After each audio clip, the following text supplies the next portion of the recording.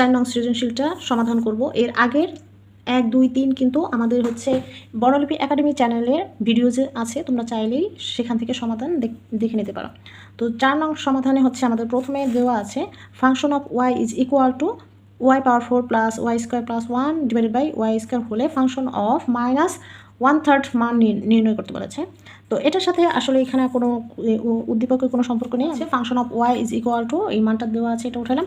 এখন আমাদের কাছে চেয়েছে ফাংশন অফ মাইনাস 1/3 হচ্ছে মান নির্ণয় করতে বলেছে। দ্যাট মিনস আমাদের যেই জায়গায় y আছে সেখানে আমরা হচ্ছে মাইনাস 1/3 বসাবো। এই টাইপের কিন্তু অনেক অঙ্কই আমি হচ্ছে সমাধান করেছি, তোমরা চাইলে ভিডিওতে গিয়ে দেখে নিতে পারো। আচ্ছা, এখানে আমাদের ওয়াইও থাকতে পারে, এও থাকতে পারে, কিংবা যে কোনো একটা ফিগার কিন্তু এখানে চেঞ্জ করে দিতে পারে। সো অঙ্ক কিন্তু একই নিয়মে হবে। সো ওয়াই এর এখানে আমরা হচ্ছে যদি লিখি মাইনাস 1/3, তো ওয়াইয়ের উপরে ছিল পাওয়ার 4 প্লাস এখানেও ঠিক তাই মাইনাস 1/3, এখানে আছে হোল স্কোয়ার প্লাস 1, নিচেও আমরা লিখবো মাইনাস 1/3 হোল স্কোয়ার। পাওয়ারটা হিসাব করি, এখানে যেহেতু হচ্ছে পাওয়ার বিজোড় আছে, জোড় সংখ্যক পাওয়ার আছে, সো এইটা কিন্তু আমরা মাইনাসে মাইনাসে কিন্তু প্লাস হয়ে যাবে। আমি একটু ক্লিয়ার করে দিই, এখানে আমরা যদি 1/3 into 1/3 minus into minus 1/3 into minus 1/3, so এখানে এই যে মাইনাসে প্লাস, এটা মাইনাসে প্লাস, প্লাসে প্লাস প্লাস, দ্যাট মিনস আমাদের হচ্ছে এখানে এটা কী হয়ে যাবে, মাইনাসটা প্লাস হয়ে যাবে। সো আর যদি 3কে আমরা হচ্ছে পাওয়ার 4 ভাঙাই, 3 3 9, 9 নং 81।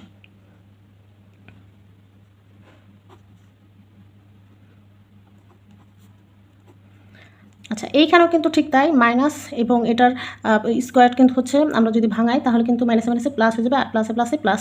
সো 1 আর 3কে পাওয়ার স্কোয়ার ভাঙালে 9 হবে প্লাস 1।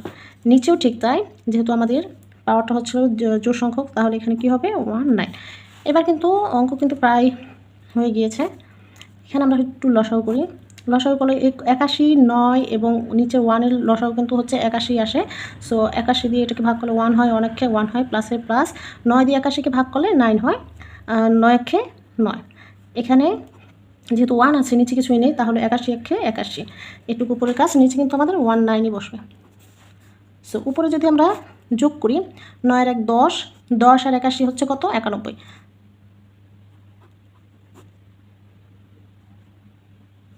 91 ডিভাইডেড বাই 81, এখানে এইবার হচ্ছে এই মেইন ভগ্নাংশটা আমরা হচ্ছে গুণ করব, আর পরবর্তী ভগ্নাংশটা উল্টে দেব। আচ্ছা, 9 দিয়ে 81 কাটলে 9 হয়। সো এটাই হচ্ছে আমাদের অ্যান্সার।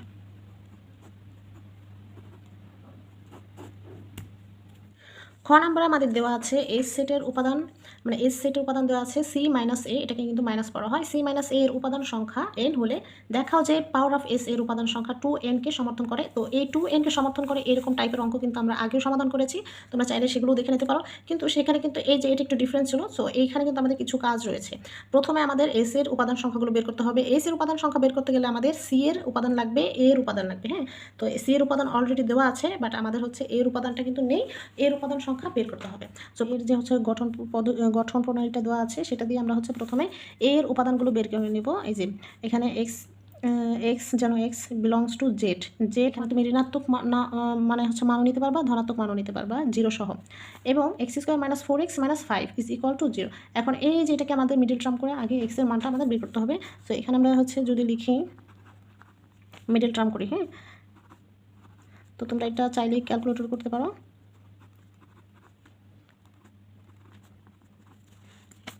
অঙ্কটা বেশি বড়, তারপরে করি, সমস্যা নেই, এরকম টাইপের অঙ্ক থাকতেই পারে। আমরা হচ্ছে মিডল টার্ম পারবো, দেখো সম্ভব না, দেখো একটু বেশি বড়। এই যে এক্স এর মান কিন্তু একটা ধনাত্মক এসেছে এবং এক্স এর মান কিন্তু একটা ঋণাত্মক এসেছে। হ্যাঁ, উপাদানগুলো আমরা পেলাম -1 and 5। এটা হচ্ছে আমাদের এর উপাদান। এবার আমাদের কি বের করতে বলেছে, প্রথমে সি মাইনাস এ, মানে সি এর যে উপাদানগুলো রয়েছে সেটা আমরা লিখতে পারি। সি এর উপাদান হচ্ছে -1 2 3 5 7।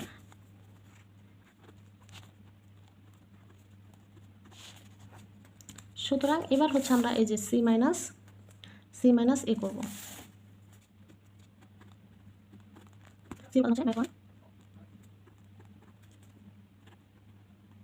এখান থেকে আমাদের এই যেহেতু মাইনাস হয়ে যাবে, তাহলে এখান থেকে বাদ যাবে কি মাইনাস এবং 5, থাকবে কি 2 3 7, তাহলে 2 3 7। তো এইটা হচ্ছে কার মান বলো তো? এটা হচ্ছে আবার এটা হচ্ছে এই যে এটা হচ্ছে এস সেটের উপাদান সংখ্যা আমরা পেলাম, এই যে সি মাইনাস এ করে এস সেটের উপাদান সংখ্যা পেলাম। সুতরাং এখানে লিখতে পারি আমরা, সুতরাং এস সেট সমান সমান এস সেটের উপাদান সংখ্যা হচ্ছে কি 2 3 7। তাহলে এস সেটের উপাদান সংখ্যা কতটি পেলাম? এন ইজ ইকুয়াল টু 3টা পেলাম। এবার পাওয়ার অফ এস সেটের উপাদান সংখ্যা আমাদের বের করতে হবে।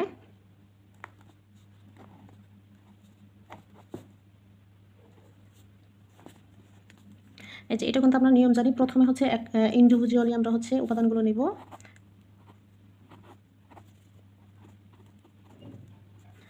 একটা করে নেওয়া হলে তারপর হচ্ছে 2টা করে নেব।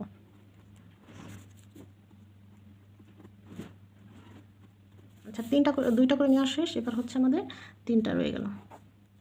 দেখি কয়টা হলো, 1 2 3 4 5 6 7, আর হচ্ছে একটি ফাঁকা সেট। এই যে এখানে কিন্তু আমাদের আরেকটা ব্র্যাকেট দিয়ে ক্লোজ করতে হবে।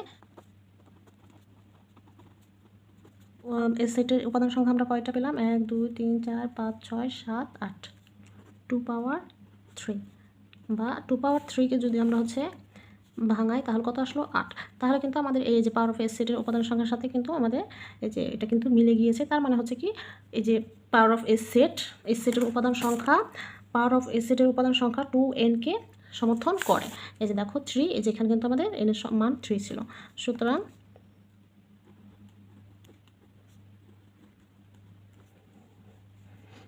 তাহলে এটাই হচ্ছিল আমাদের সমাধান। এই টাইপের অঙ্ক কিন্তু ম্যাক্সিমাম টাইপের হচ্ছে সেটের অঙ্ক, কিন্তু এই টাইপের অঙ্কগুলো একটা থাকে, বিশেষ করে যখন আমাদের হচ্ছে হয় ফাংশন, হয়তো ফাংশন নয়তো হচ্ছে এই টাইপের একটা অঙ্ক থাকে। সো আশা করি এরপর তোমাদের আর কোনো সমস্যা থাকবে না। সমস্যা থাকলে অবশ্যই কমেন্ট করে আমাদের জিজ্ঞেস করতে পারো। 9 নম্বরে দেওয়া আছে আর অন্যায় তালিকা পদ্ধতিতে প্রকাশ করে ডোমেন ও রেঞ্জ নির্ণয় করো। আমরা কিন্তু ডোমেন এবং রেঞ্জ অনেক নির্ণয় করেছি, তারপরেও যদি আরও কয়েকবার প্র্যাকটিস করি তাহলে কিন্তু অঙ্কগুলো একদম পানির মতো সহজ হয়ে যাবে আমাদের জন্য। একদম দেখবা আর হচ্ছে মানে অটোমেটিক্যালি তখন কিন্তু নিজেরা এমনিতে পারবা। সো আর এর অন্যায় যে হচ্ছে আমাদের লাগবে সেক্ষেত্রে, এবং এখানে কিন্তু আর দেখো আর এর যেই সেটটা দেওয়া আছে, এখানে এক্স এবং ওয়াই এর মানগুলো কার সাথে বিলং করে? বি এর সাথে। তার মানে আমাদের এখানে বি এর উপাদানগুলো লাগবে। বি আবার হচ্ছে যেভাবে দেওয়া আছে x belongs to Z, Z এর মান কিন্তু মানে হচ্ছে ইন্টিগ্রার্স হয়, যেটা হচ্ছে তুমি নেগেটিভ মানে হচ্ছে ধনাত্মক এবং ঋণাত্মক এবং জিরো সহই মান নিতে পারবা।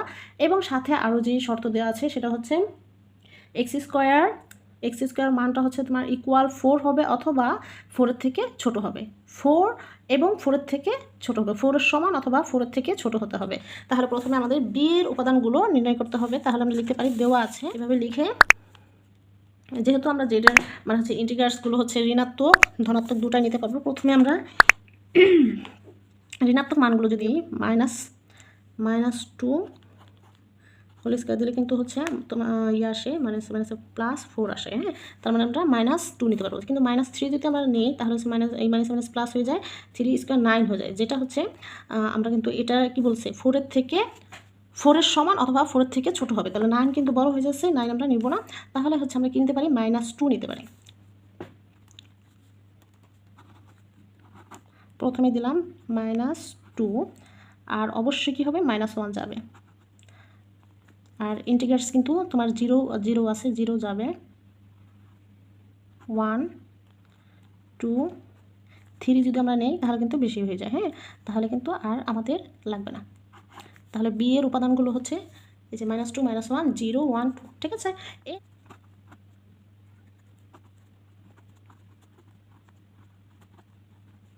সো এখানে কি বলছে, এক্স ওয়াই এর ক্রোমোজোরের মানগুলি কেমন হবে? X belongs to B, y belongs to B এবং y is equal to x plus 1।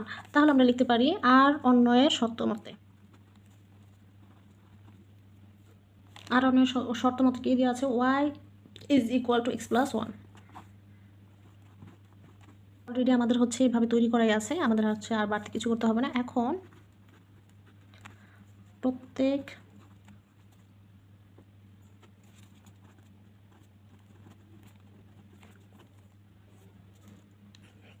তাহলে আমরা কি লিখতে পারি, এখন প্রত্যেক এক্স বিলংস টু বি এর মানের জন্য y is equal to x plus one মান নির্ণয় করি। তাহলে আমরা এখানে হচ্ছে এক্স এবং ওয়াই এর মানগুলো লিখব। তো হচ্ছে এক্স ওয়াই, তাহলে এক্সের মান মানে হচ্ছে এই যে বি এর উপাদান সংখ্যা কয়টি আমরা পেয়েছিলাম, 1 2 3 4 5, 5টি। তাহলে আমরা এখানে দিব 1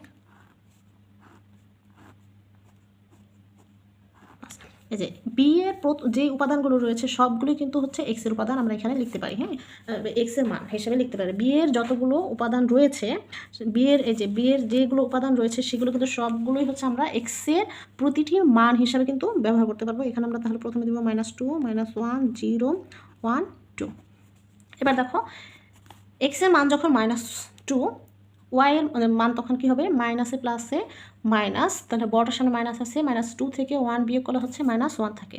ঠিক আছে, আবার এক্স এর মান যখন -1 তখন +1 প্লাস -1 বিয়োগ করলে হচ্ছে কি থাকে, 0 থাকে। দ্যাট মিনস ওয়াই এর মান হচ্ছে তখন 0। এক্স এর মান যখন 0, এখানে +1 আছে, তার মানে ওয়াই এর মান হচ্ছে তখন 1। আবার এক্স এর মান যখন আমাদের হচ্ছে 1, তখন 1 + 1 = 2, তখন আমাদের ওয়াই এর মান আসবে কত, 2। এক্স এর মান যখন 2, তখন 2 + 1 = 3, তখন আমাদের ওয়াই এর মান আসতেছে কত, 3। এবার দেখো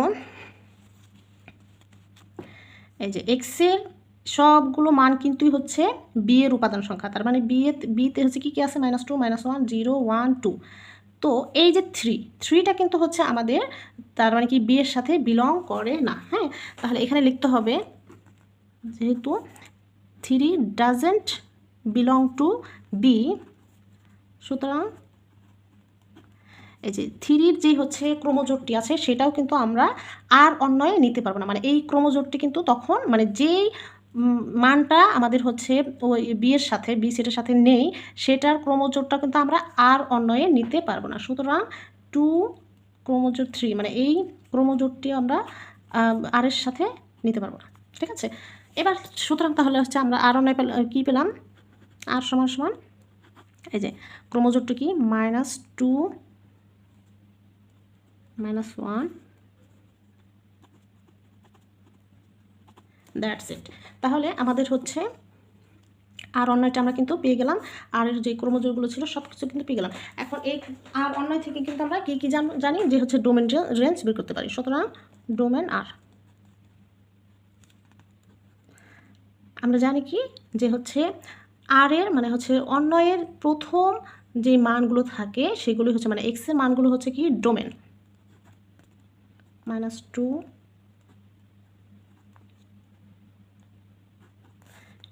এবং রেঞ্জ হচ্ছে কি ওয়াই এর মানগুলো।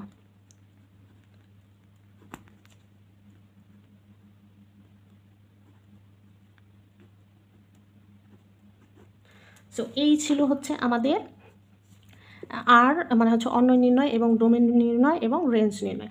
আশা করি তোমরা হচ্ছে এই ডোমেন রেঞ্জের আর কোনো ঝামেলা থাকবে না। এই অঙ্কগুলো কিন্তু আমি অনেকগুলোই কমপ্লিট করে দিয়েছি এবং খুব সহজ পদ্ধতিতে কিন্তু বুঝিয়ে দিয়েছি। এই যে আর নির্ণয় করতে পারলে তোমরা কিন্তু সেক্ষেত্রে ডোমেন এবং রেঞ্জটা কিন্তু খুব সহজেই বের করা যায়। ডোমেন হচ্ছে ক্রমজোড়ের প্রথম মানগুলোকে ডোমেন ধরা হয় এবং রেঞ্জ হচ্ছে ক্রমজোড়ের দ্বিতীয় মান মানে হচ্ছে ওয়াই মান, এই যে ওয়াই মানগুলো। ঠিক আছে, কোনো কিছুতে ভুল ত্রুটি তোমাদের চোখে বাজে তাহলে অবশ্যই কিন্তু কমেন্ট করে জানিয়ে দিবা। আর বর্ণলিপি একাডেমির সকল ভিডিও আপডেট পেতে, নতুন নতুন ভিডিও আপডেট পেতে আমাদের ফেসবুক পেজ এবং বর্ণলিপি একাডেমি চ্যানেলটি সাবস্ক্রাইব করে থাকবা, ফলো করে রাখবা। কোনো কিছু জানার থাকলে আমাদের ফেসবুক পেজের ইনবক্সে মেসেজ করবা। ঠিক